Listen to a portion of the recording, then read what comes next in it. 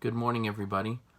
It's Thursday of Holy Week, a day also known as Maundy Thursday, and I wanted to share a few thoughts with you today about some of the biblical stories that our minds are called to on this day each year.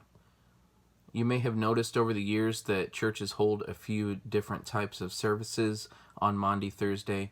Often there will be some sort of foot washing ceremony, and other times there will be services that have to deal with a Seder or the Passover meal, and recognizing that Jesus shared the Last Supper with his disciples leading up to the cross, and along with that, some of the ties in the roots that our Lord's Supper or communion services have in the Old Testament practice of Passover.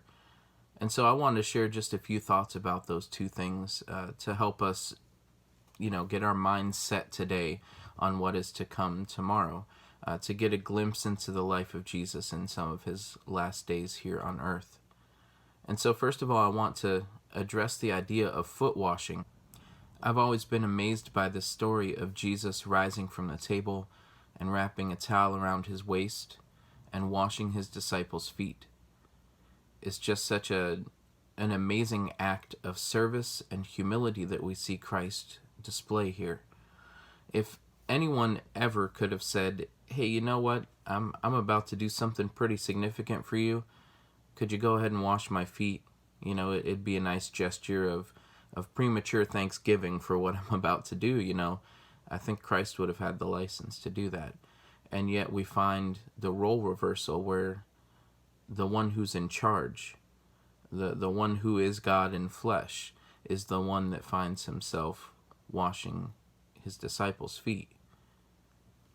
This great sign of humility and this great display of humility here, I think, is a reminder to us that we ought to be people who are servants as well, that we ought to be like Christ in this and desire to serve our neighbors and those we come in contact with. And so I'm thankful for this example and this reminder every year that we ought to be a people of humility who look to serve. And secondly, just a few brief thoughts about the Last Supper. I always am struck by the parallels that I see between the cross narrative and the Exodus narrative. These stories highlight some qualities of God that I think are important for us to grab onto, maybe even especially important during these times. First of all, that God is a God who saves. That God is a God who saves. When we look at the Exodus story, we see a story of deliverance, that the people of God were enslaved, and that a messenger was sent to them to bring deliverance. Another way that you could say that, I guess, is to bring salvation. That the people cried out to God, and he heard them. So this God who saves is also a God who hears our cries. And so as we think about what the Jewish community will typically remember during a Passover Seder, they remember the fact that God sent his angel, but it passed over the houses that had the blood of the lamb on the doorpost. They remember that time of suffering in Egypt. They remember the bitter moments of their suffering. And ultimately they remember that God responded. And as difficult as those moments were, and the Seder definitely does not shy away from remembering the bitter moments and the difficult moments in the story of Israel, but it also remembers that God did something and responded to those moments. And so the practice of the Passover Seder, in my mind, is a reflection of how rooted the Jewish community is in their faith story. And I think that that's a good reminder for us to hear today as well, to root ourselves and familiarize ourselves with our faith story.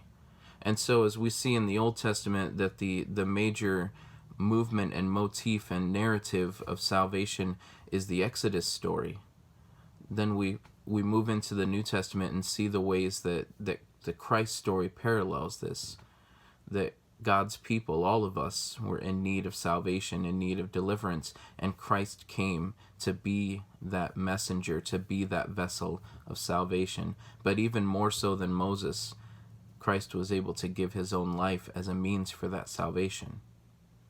And so remember that through the foot washing ceremony, through what we see in Jesus sharing the Last Supper, which has its roots in the Passover remembrance, that we're reminded that we have a God that serves, we have a God that saves, we have a God that hears our cry. And so today, as a way to remember this, this is an excellent idea that Brendan had and shared with me.